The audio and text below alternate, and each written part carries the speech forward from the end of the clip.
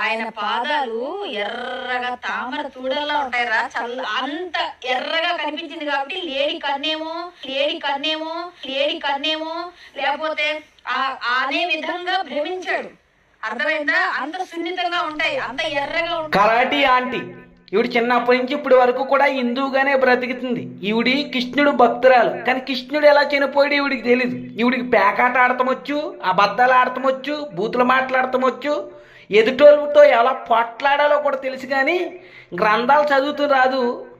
ఇలా గ్రంథాల్లో ఏం రాసిందో తెలుసుకుంటూ రాదు, కానీ బైబిల్ గురించి మట్టికి పిచ్చి పిచ్చిగా వాగుతూ ఉంటారు. కరాటి ఆంటీ, ఫస్ట్ నువ్వు నమ్మి విశ్వసిస్తున్నటువంటి కృష్ణుడు ఎలా చనిపోయాడో గ్రంథాలు చదివి తెలుసుకో.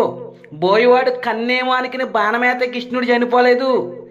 లేడి చెవేమానికి బాణం వేస్తే ఆ బాణం కాలు బొట్టన వేలికి దిగితే అమ్మోయ్ బాబోయ్ అని అరిస్తే చచ్చిపోయాడు. మరి కాలు బొట్టన వేలికి దిగితే ఎలా చనిపోతారు? మరి కొంచెం వివరించి మెడికల్ ప్రకారంగా చెప్పమ్మా. మరి మరొక అజ్ఞాని ఉంది, ఈవిడి పేరు భవాని. ఈవిడ చిన్నప్పటి నుంచి ఇప్పటి వరకు కూడా హిందువే, కానీ ఆ హిందూ దేవుళ్ళ గురించి గ్రంథాల్లో ఏం రాస్తుందో కూడా ఈవిడికి తెలీదు. కనీసం ఈవిడి నమ్మి విశ్వసిస్తున్నటువంటి సరస్వతి ఎలా పుట్టిందో కూడా తెలియకుండా ఏం మాట్లాడుతుందో ఒకసారి వినండి. బ్రహ్మదేవుడు ఎందుకు సొంత కూతుర్ని పెళ్ళాడాడు?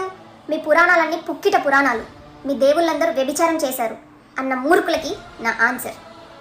బ్రహ్మ నిద్రిస్తున్న టైంలో మొహం నుంచి ఉద్భవించింది సరస్వతీదేవి. విన్నారా? ఇలా నమ్ముతున్నటువంటి దేవుళ్ళ గురించి రాసినటువంటి గ్రంథాలు ఇలా ఎంత గొప్పగా చదువుతున్నారో, ఇలా ఎంత అజ్ఞానంలో ఉన్నారో. ఇలా నమ్ముతున్నటువంటి సరస్వతి ఒక నకిలీ, ఆ సరస్వతిని పూజిస్తున్నటువంటి వీళ్ళందరూ కూడా నకిలీ సరస్వతి పుత్రికలు.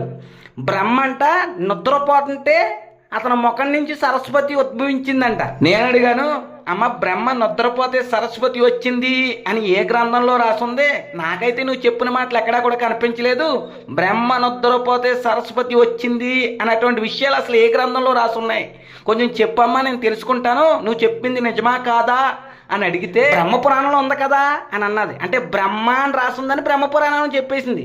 నేనన్నానా మరి అధ్యాయము శ్లోకము కనీసం పేజీ నెంబర్ అన్నా చెప్పమ్మో, సరే చదువుకుంటా, నువ్వు చెప్పింది నిజమా కదా అని అంటే నన్ను బ్లాక్ చేసి సమాధానం చెప్పకుండా పారిపోయింది. ఇప్పుడు వరకు నాకు ఆ ప్రశ్నకి సమాధానం చెప్పలా. ఈవిడ చెప్పిన మాటలకే ఈవిడ సమాధానం చెప్పుకోలేనటువంటి అజ్ఞానంలో ఉంది ఈవిడ బైబిల్ గురించి మాట్లాడుతుంది. ఓ భవాని, ఫస్ట్ నీ గ్రంథాల్లో ఉన్నటువంటి దేవుళ్ళ గురించి, దేవతల గురించి, రాక్షసుల గురించి, వాళ్ళ చేసినటువంటి పాపిష్టి పనుల గురించి మీ గ్రంథాల్లో ఎక్కడెక్కడ రాసున్నాయో బాగా చదువుకుని వాళ్ళ చేసిన పాపాలు మీకు బాగా నచ్చితే అప్పుడు బైబిల్ గురించి మాట్లాడేటువంటి ప్రయత్నం చేయండి. అంతేగాని ఏమీ తెలియకుండా